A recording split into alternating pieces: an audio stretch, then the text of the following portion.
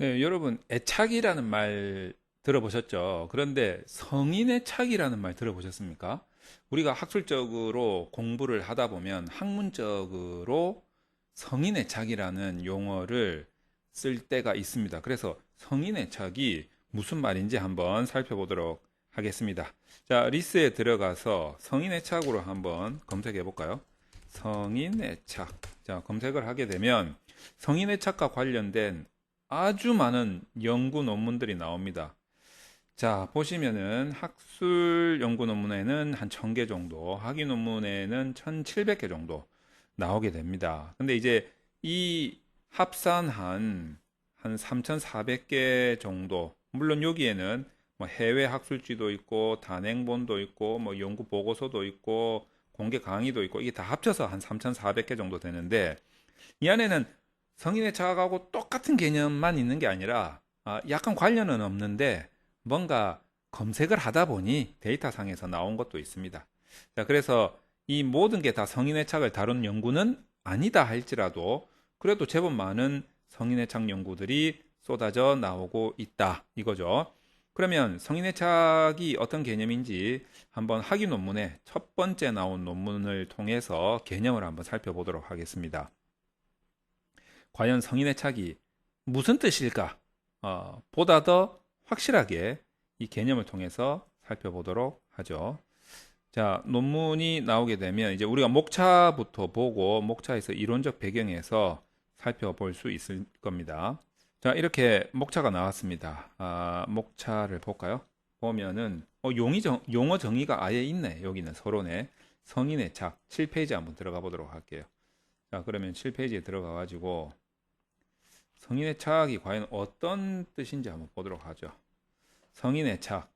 자, 뭐 이런 사람들이 성인의 착이란 생애 초기에 형성된 내적 작동 모델이 성인기까지 내재화된 것이라는 거죠. 생애 초기는 뭡니까? 애 때, 조그만 아기 때 형성된 내적, 그 마음이죠. 어떤 그 심리적인 그런 마음이 성인기까지 커서도 그게 계속 쌓여 있다는 거예요.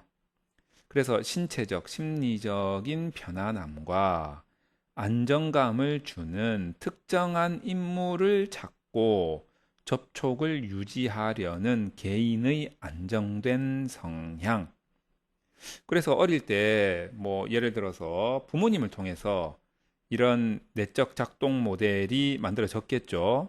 막 부모님한테 기대고 뭐 이런 거예요. 엄마한테 기대고 아빠한테 기대고 이런 게 이제 커서도 자꾸 어떤 사람들한테 뭐 특정한 인물한테 그런 아빠 같은 사람 찾고 엄마 같은 사람을 찾는 거지.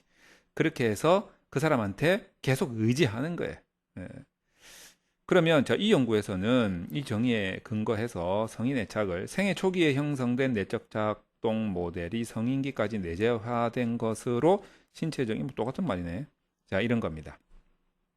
이 성인 애착이 자, 그런 거다. 커서도 누군가한테 자꾸 이제 어렸을 때 그 만들어진 그런 내용의 마음이 이제 커서도 어떤 특정 인물한테 자꾸 의지를 하게 되는 이제 이런 뜻인 거겠죠. 자, 그러면 이 성인 애착과 관련된 이런 뜻의 연구가 어떻게 흘러가고 있는지 한번 살펴보도록 하겠습니다. 우선 학술 연구 논문 한번 쭉 훑어보도록 할게요. 자, 성인 애착. 그러니까 결국에는 뭐 처음에 나온 것처럼 안정성, 안정성. 아까 보셨죠? 안정성. 뭔가 누구한테 이제 애착을 가지고 그 사람을 통해서 안정을 얻고자 하는 이제 그런 마음이다 이거죠.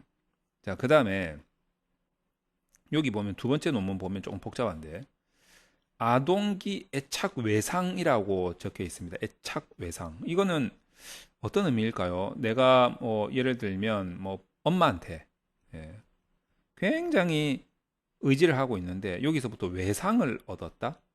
어, 약간 엄마가 그렇게 해주지 못했다 이런 뜻일까요? 이런 애착 외상이 성인기 해리 증상에 미치는 영향에서 해리 증상이 뭔지를 알아야 되겠죠?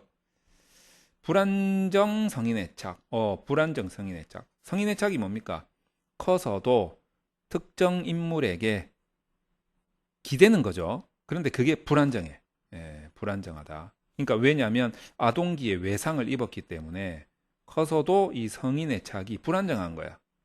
그리고 정서 조절 곤란의 이중 매개 효과 검정. 요 제목만 딱 보시면 이런 모양이겠죠.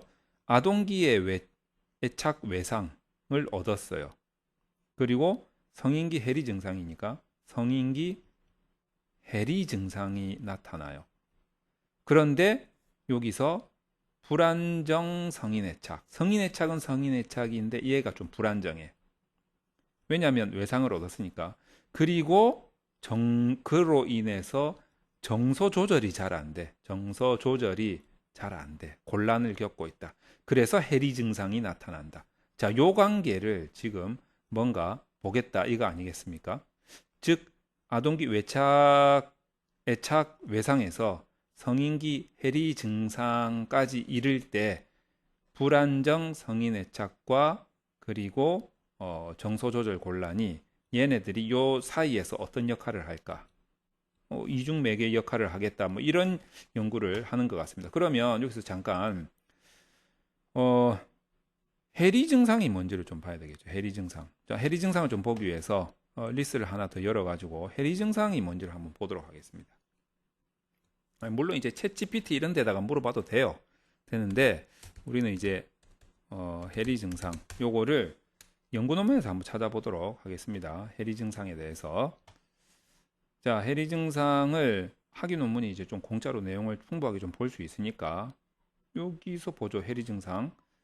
자, 두 번째 논문, 학위 논문 두 번째 논문에서 해리 증상이 어떤 증상인지 설명이 돼 있을 것 같아요. 그래서 이 논문을 한번 보도록 하겠습니다. 자, 그러면 이제 목차를 봐서 이거 설명하는 게 어디쯤에 있을까 한번 찾아볼게요. 해리 증상의 평가 이렇게 나오는데 이거는 이제 뭐 설명하는 게 서론밖에 없네요. 그럼 서론에서 설명이 돼 있을까? 1페이지 한번 보도록 하겠습니다. 1페이지 서론에서 해리 증상에 대한 설명이 있는지 한번 볼게요. 자, 해리 증상을 한번 쭉 찾아봅시다. 어디에 있는지. 해리 증상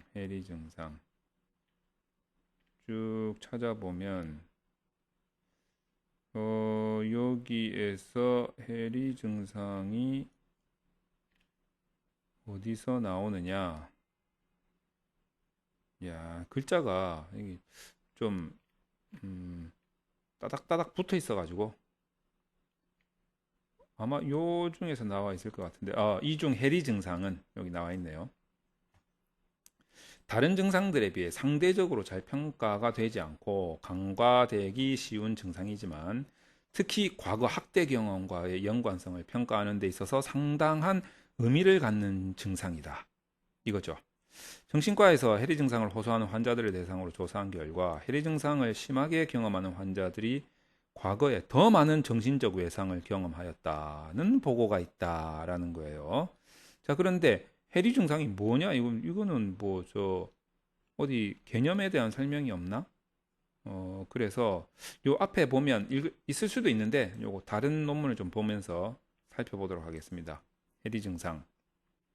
논문에서 얼마든지 해리 증상에 대한 개념을 찾을 수 있기 때문에 여기도 있네요. 정신분열병의 해리 증상. 이렇게 있네요. 요거 한번 찾아보도록 할게요.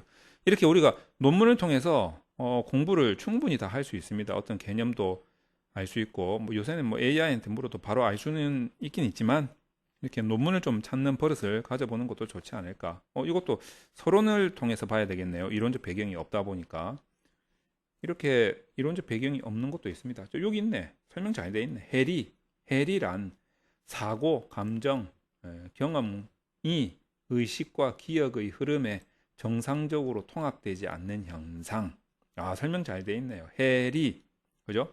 일종의 스펙트럼과 같이 약하게는 일반 사람들도 경험하는 백일몽이나 운전 중 나타나는 최면 현상에서부터 극단적인 예는 한 사람이 여러 인격으로 분리되는 해리성 주체장애. 까지 다양하다. 따라서 광범위한 의미로 쓰이는 이 해리 현상을 요 분은 네 가지 범주로 구분했는데 정상인이 경험할 수 있는 것도 있고 최면의 한 속성일 수도 있고 증상이나 병명을 기술할 수도 있고 정신방어 기제의 일종일 수도 있다. 이 중에서 이제 이 연구에서는 요 세 번째 증상이나 병명의 병리적인 해리 현상을 말한다. 뭐 이렇게 돼 있네요. 해리 현상. 다시 한번 보겠습니다. 사고, 감정, 경험이 의식과 기억의 흐름에 정상적으로 통합되지 않는 현상. 해리. 자, 아시겠죠? 해리가 이제 그런 뜻이라는 거. 자, 그런 것들을 알고 요런 연구도 있다. 그러니까 이게 뭡니까? 이중 매개 효과가 어떻게 보면 이제 영향관계죠. 영향관계. 영향관계. 다시 말해서 원인과 결과. 그런데 여기서 보면 불안정 성인의 착도, 정서 조절 곤란도 전부 다 원인들이에요. 원인들. 다시 말해서 이 연구에서는 결국 아동기 애착 외상이 불안정 성인 애착 거쳐서 정서 조절 곤란 거쳐서 해리 증상에 영향 미치는. 여기서는 이제 성인 애착이 하나의 일종의 원인으로 등장을 했습니다. 자, 그 다음에 한국형 성인 애착 척도 개발, 성인 애착 척도 개발도 있고요. 그 다음에 다른 논문을 보면 유아교사의 성인 애착이 다른 거에 미치는 영향이니까 여기 4번에서도 원인으로 쓰이고 있죠. 그 다음에 간호사의 성인 애착 유형에 따른 얘네들, 유형에 따른이니까 얘가 원인이 되겠죠. 그러니까 주로 성인 애착은 다른 변인의 원인으로 좀 사용이 되고 있는 것 같다라는 사실을 우리가 선행 연구를 통해서 알 수가 있습니다. 그죠? 그리고 6번 같은 경우에도 유아 교사의 상호작용을 위한 성인애착 효능감 조사. 이게 잘 돼야지 이런 결과가 나타난다. 이런 뜻이겠죠. 그 다음에 반려동물을 상실한 성인의 성인애착. 군집 유형에 따른이니까 얘네들이 결과가 될 거고 얘가 원인이 되겠죠. 그러니까 성인애착은 주로 어렸을 때 받았던 어떤 성인에 대한 그런 내적 작동 모델, 심리적인 부분이죠. 그런 것들이 커서 또 어떤 특정 인물에게 나타나는 현상이다라고 볼 수가 있는데, 이제 이런 현상들이 어렸을 때 만들어진다는 거죠. 이게 다른 변인에 어떤 영향을 미치느냐, 주로 원인으로 사용되고 있다. 이겁니다. 그래서 이제 8번 논문 같은 경우에도 보시면 이렇게 되는 거예요. 8번 논문 같은 경우에도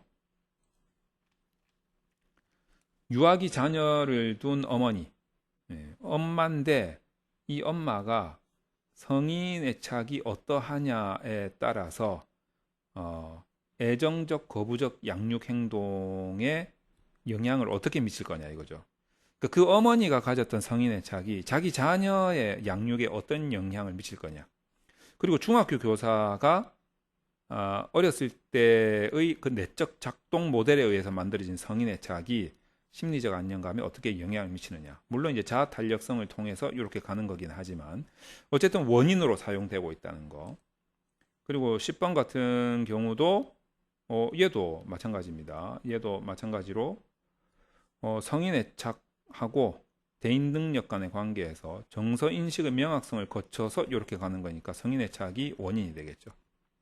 그러니까 성인 애착이 어떤 뜻인지 여러분들이 이제 조금 파악을 하셨고, 그리고 그런 성인 애착이 주로 학술 연구에서 다른 변인의 원인으로 쓰여지고 있다라는 거, 그런 연구에서 주로 많이 사용된다는 거, 요거를 우리가 알 수 있었습니다. 자, 그럼 이제 또 다음 시간에 또 우리가 학술적으로 많이 사용되는 키워드이면서 알아놓으면 상식적으로도 써먹을 수 있는 그런 키워드를 가지고 계속 지식을 탐구해 나가도록 하겠습니다.